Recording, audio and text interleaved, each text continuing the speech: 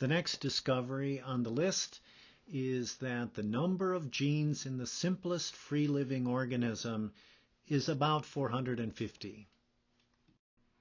To explain where this estimate comes from, I'll provide first a little background on the concept of minimal cells. First of all, any cell that reproduces has a lot of jobs to do. It has to get food and fuel, eliminate waste, convert raw materials to useful chemicals. It has to build molecular machines. It has to repair damage. It has to copy and protect its genetic information. The cell has to divide. And all of these things have to be controlled and coordinated. So there's a machine for every job, or a system of machines for every job. There's a system for making machines, which is called the central genetic apparatus. And there's a system of coordination among the machines.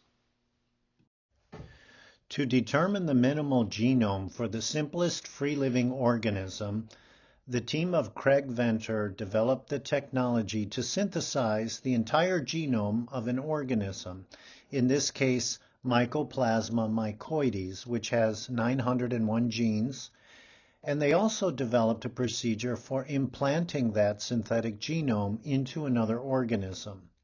In that process, the genome of the recipient organism was lost or was removed. So the process resulted in the transplanted synthetic genome as the only genome for the organism to use to grow. With that technology in hand, his group could then remove or knock out genes and find out if the organism could still live. They used a well-established systematic approach to estimate which genes might be non-essential. This is a very exciting article to read. It was a fantastic work. It took several iterations to arrive at what seems to be the minimal genome possible for an organism to be viable. I want to note that they grew this organism in special conditions. The organism is a parasite, so it derives benefits from the host to grow naturally. So for this work, a rich medium was used. They found that 473 genes were required. So 473 genes is the minimal genome as determined by this experimental work. It's interesting to note what the jobs are for these 473 genes. By the way, 438 are protein coding genes and 35 are RNA genes. 84 genes were involved in cell membrane structure and function. 81 genes were involved in metabolism in the cytosol. 195 genes were involved in the expression of genetic information, so that is the central genetic apparatus. 34 genes were involved in the preservation of genomic information, and finally, 79 genes weren't assigned. They were unable to determine the function of those genes.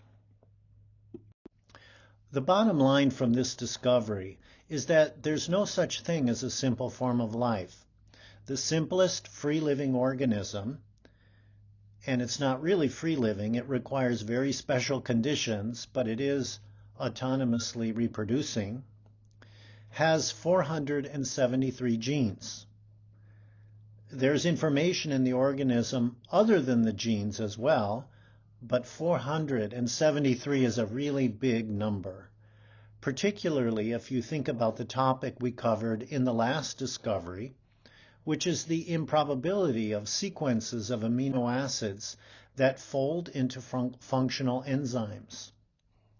I'll read this statement by Michael Denton, which I think is an accurate depiction of the discontinuity between the simplest form of life and non-life. He says, "We now know not only of the existence of a break between the living and non-living world, but also that it represents the most dramatic and fundamental of all the discontinuities of nature.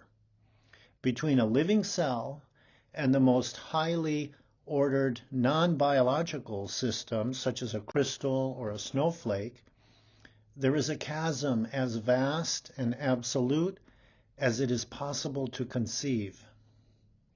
He wrote this sometime in the middle of the 1980s. The information that has been discovered since then, namely the minimal genome, strongly supports that statement. So what are the ideas out there to explain life? Well, the first one is that it happened by chance. But given the impossible odds of that occurring within our universe, this view invokes the infinite universes concept. It imagines that the probabilistic resources are essentially infinite, and then anything can happen. And so we can attribute the origin of the simplest living organism to having just popped into existence by chance. The second is that there's a much simpler form of life, some sort of chemical system vastly simpler than the reproducing organisms that we know of. So this is a completely different thing. It's a chemical system that is much, much simpler, but it somehow maintains self-replication, and then that chemical system develops through an imagined process of natural selection to eventually produce the organisms that we actually know about. The third idea is that life on Earth was designed by an intelligence. So this view recognizes that life is an informational discontinuity with respect to unintelligent natural processes. There are three subcategories for this view. The first is that life on Earth was seeded by aliens. The second is that we're characters in a simulation, and so life on Earth is the result of a computer programmer. The third is that life on Earth is the result of an intelligence outside of nature, which most people would call God. The idea of invoking an infinite universes to explain the origin of life comes from Eugene Koonin. I'm not sure he's the first to propose it, but he did publish that in an article.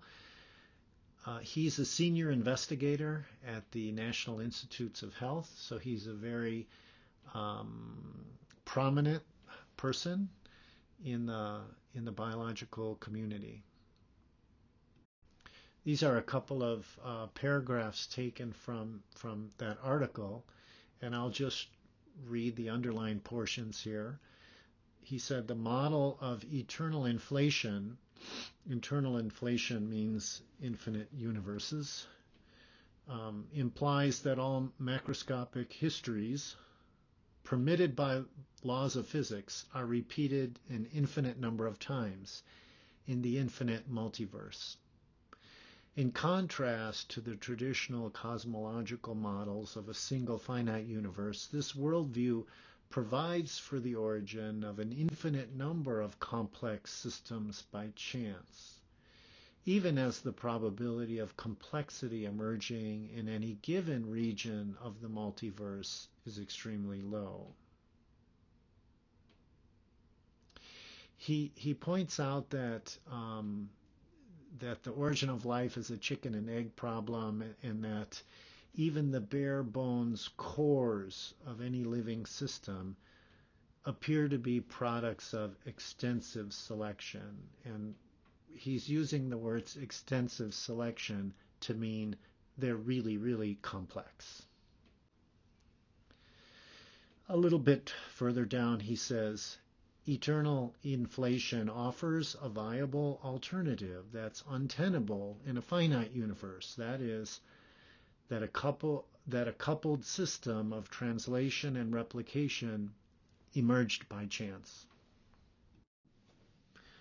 The researchers who are active in this field believe that there is a simpler form of life, and I put that in quotes because it's really a redefinition of life, that came before the current forms of life and has since vanished.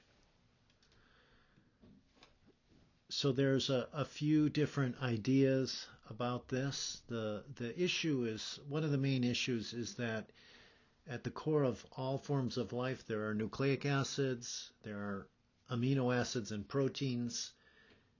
There are also polysaccharides and lipids, but setting those aside for now, the nucleic acids are completely different molecules than amino acids, and the two types of molecules, when they polymerize, they form proteins and DNA and RNA, and those are like completely different languages. And then there's a system to translate between those two languages. And so all life depends on both, so which one would come first? And one view is that RNA came first, that's called the RNA world, and developed somehow RNA by itself, became a self-sustaining, self-replicating system. And the other view is that something like amino acids or some system of highly reactive molecules formed a chemical reacting system that was complex but still self-sustaining, and then that both of these view that eventually the self-sustaining system evolves, and somehow by natural selection all the other molecules and complexity of life develop. There's a third idea called assembly theory that's more recent, and it's, in my opinion, a little ill-defined, but as I understand it, it implies that there's some sort of selection that happens before self-replication. In any case, it's a new idea, so we'll have to see where it goes. But in my opinion, there's been virtually no progress on this topic in 70 years. And I say that because I look at this from an informational perspective, and I don't see any progress on the informational aspect of the problem. Chemists can certainly do chemistry, but that's, in my opinion, that's beside the point. It's really an informational problem. No one has yet to make a self-sustaining chemical system. Now that may happen someday, and if it does, it would be a fantastic accomplishment. But we know from what has been done so far that it'll have to be a highly designed system containing a great deal of information as input. It'll still represent an informational discontinuity. And if that does happen, there will still be an enormous informational discontinuity between the self-sustained chemical system and the simplest form of life that we know of. And I don't think there's any reason to think that natural selection will do anything significant, will lead to anything significant. But the power of natural selection as a creative mechanism will be covered later in these presentations. It's discovery number 7. I don't cover here the topic of self-sustaining chemical systems in any detail because there are two presentations on the website that cover this topic in some detail. The idea that life on Earth was seeded by aliens recognizes that life on Earth is an informational discontinuity and attributes that informational discontinuity to a mind. But this explanation only displaces the problem because the question of where the alien life came from remains. I don't think aliens exist because there's no evidence, and also because the scientific evidence indicates that our planet is unique. And it is very unlikely that another planet like it exists in our galaxy. But that's the subject of discovery number 8 on the list. This slide shows 5 books that I recommend. I think they're very helpful on this subject. So to summarize, there's no such thing as a simple form of life. That's a fictitious concept that researchers imagine to try to make progress on the problem, because there's a huge informational discontinuity. As Denton says, it's as vast as it is possible to conceive, and I think that's accurate. So life as it exists today is far beyond the reach of chance in a finite universe. And so the simplest form of life, with 473 genes as an estimate, seems to be a huge informational discontinuity.